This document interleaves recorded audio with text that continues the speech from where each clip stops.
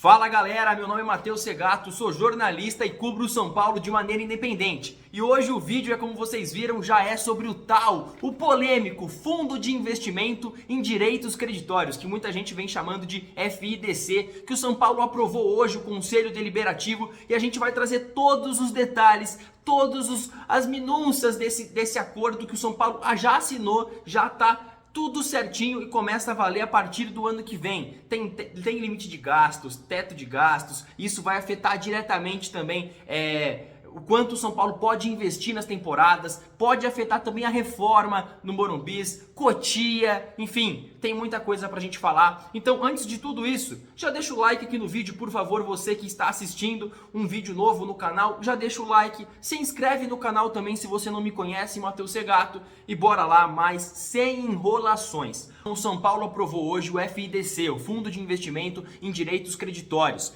O que isso significa na prática? O São Paulo hoje, todo torcedor sabe, quem acompanha sabe, o São Paulo tem uma dívida muito grande. E a maioria da parte dessas dívidas é com empréstimos financeiros, com instituições financeiras, ou seja, com bancos. No final do ano passado, esse valor era de 217 milhões de reais. E esses juros são altíssimos, não param de crescer ano após ano. Então, mesmo com uma gestão muito rígida do Casares, por exemplo, o São Paulo não consegue diminuir a dívida por causa desses juros. Então, a solução foi assinar um acordo com uma empresa que chama Galápagos, é uma gestora de investimentos, e essa gestora vai dar 240 milhões de reais para o São Paulo pagar todas essas dívidas. Então o São Paulo, ao invés de ter dívida com 14 bancos, com 15 bancos, vai ter apenas com a gestora Galápagos. Isso na prática ajuda, porque primeiro, é apenas uma empresa, o São Paulo consegue pagar essa dívida de curto prazo e o mais importante, com juros menores. Esse acordo, então, o São Paulo vai receber 240 milhões de reais para pagar essas dívidas financeiras com bancos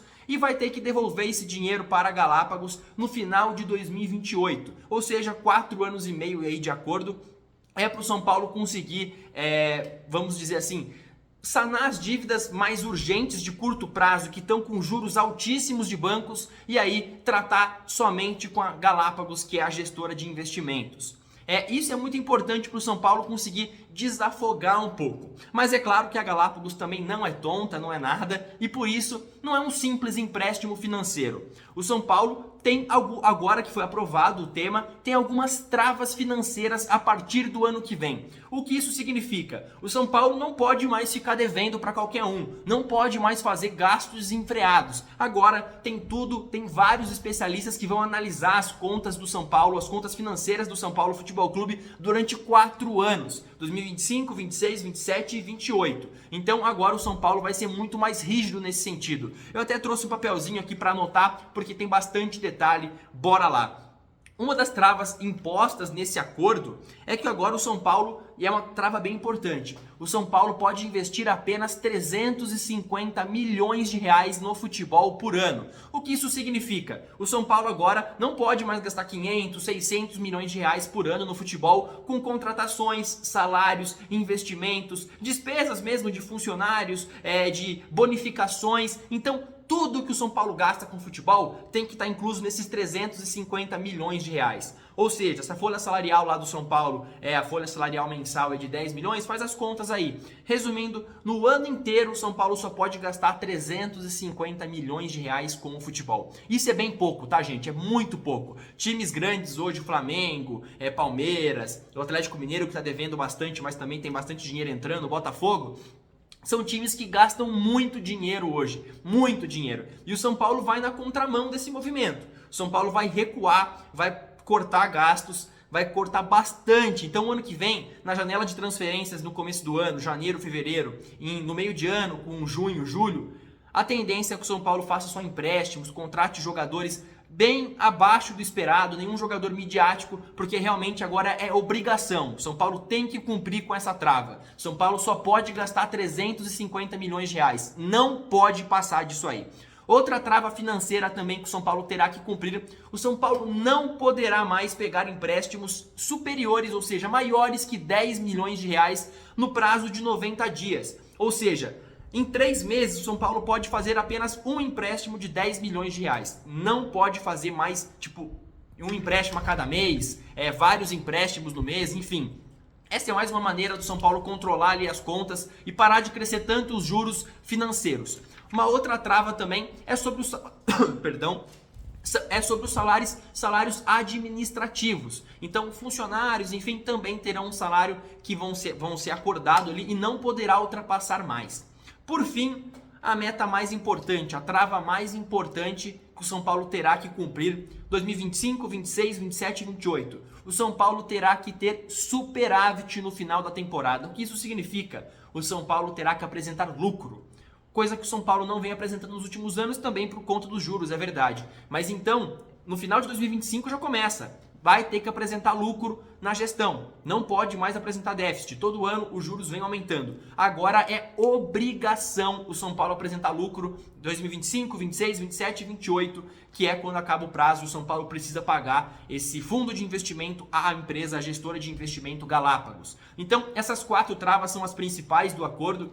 O São Paulo vai ter que apresentar lucro, vai ter que reduzir investimento no futebol. Isso significa muitas coisas, gente. Isso significa que o São Paulo vai parar de fazer contratações, que já vem parando na verdade, mas vai diminuir ainda mais o nível de contratações midiáticas, vai apostar bastante em Cotia. Cotia deve ser o principal instrumento da diretoria nesses anos, porque o São Paulo não vai poder mais fazer grandes contratações. Então fica basicamente refém de Cotia, claro.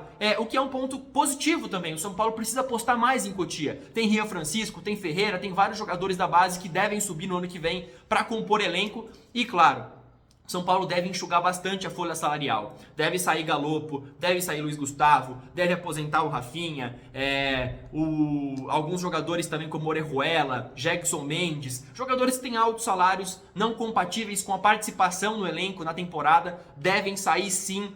E por isso, São Paulo deve enxugar bastante a folha salarial, promovendo jogadores da base. E assim, essa não é uma medida exclusiva do São Paulo. O Flamengo, em 2013, fez isso com Eduardo Bandeira de Melo, quando ele era presidente. Ele assinou com uma gestora, com uma investidora ali para conseguir organizar as contas. Passou por um processo muito difícil durante 4 ou 5 anos e agora a gente vê que o Flamengo é uma das maiores potências do futebol da América do Sul. O Palmeiras também passou por isso em 2012, 2013 ali com o Paulo Nobre, que foi o presidente, torcedor fanático do Palmeiras, tirou dinheiro do bolso para pagar as dívidas bancárias e deixou juros bem menores para o Palmeiras, numa espécie, uma semelhança bem parecida mesmo com o modelo que o São Paulo adota a partir do ano que vem. O que isso significa? Eu citei o exemplo aqui do Palmeiras e do Flamengo. Isso significa que o São Paulo vai passar por anos difíceis, como a gente está comentando aqui. A contratação, o nível de contratação vai cair, a folha salarial vai cair, vai apostar mais em Cotia. Ou seja, gente, vai ficar um time mais fraco, essa é a verdade. O São Paulo vai ter times mais fracos no ano que vem, vai ter que fazer um scout muito bem definido para conseguir contratar bons jogadores, porque senão vai ser praticamente impossível. É um time que vai brigar por meio de tabela ali, caso dê muito certo, vai brigar um pouco mais acima, mas é difícil a gente querer exigir título num processo desse. Os torcedores vinham pedindo muita transparência, que as dívidas diminuíam, mas a verdade é que não tem como ter tudo. Não tem como ganhar título e diminuir dívida. É só num mundo muito específico, no mundo hipotético, no mundo ilusório, eu diria. O São Paulo vai precisar sangrar, vai precisar enxugar a folha salarial e isso, é claro, afeta diretamente o rendimento nas competições. Então é isso, o São Paulo vai ter que sofrer nos próximos anos, essas são as principais travas e também outros assuntos entram em tema, como por exemplo a reforma no Morumbi. O São Paulo já estava caminhando bastante com a W Torre para fazer uma reforma no Morumbis, para conseguir ali ter um ano do centenário mais do que especial, com um novo estádio. No ano do centenário, afinal o centenário é único, um ano muito especial para todo mundo.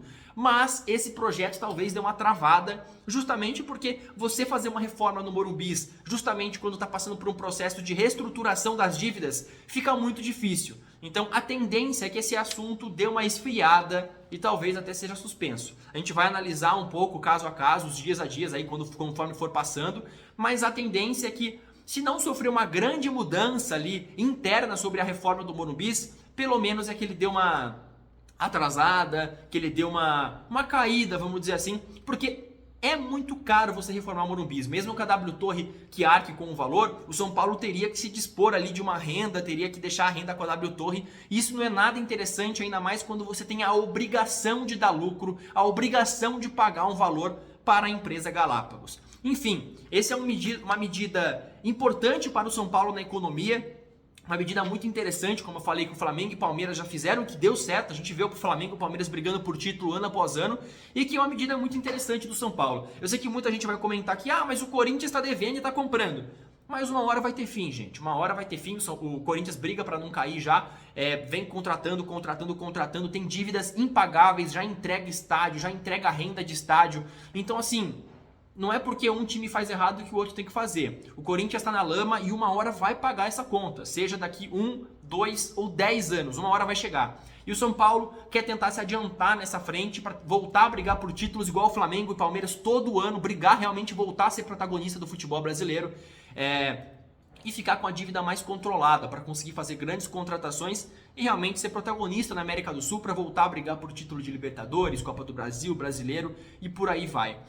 Esse foi o vídeo de hoje. Espero que vocês tenham gostado, que vocês tenham tirado todas as dúvidas sobre o Fundo de Investimento de Direitos Creditórios, que passa a valer a partir do ano que vem e fica até 2028 ali com obrigações, travas financeiras, e que promete ser uma medida mais importante da década, talvez do século do São Paulo, para fazer uma grande reestruturação, depois que o Juvenal Juvencio ganhou títulos, é verdade, mas acabou com a economia do clube. Deixa aqui nos comentários o que você achou do vídeo, não esquece de curtir também, se inscrever no canal, que pretendo fazer mais vídeos desse estilo, sem muita edição, mas passando a informação para vocês, que é o mais importante. Fechou, gente? Deixa aqui nos comentários se vocês são a favor ou não desse fundo de investimento no São Paulo e se vocês gostaram dessa medida. Valeu, até a próxima, falou!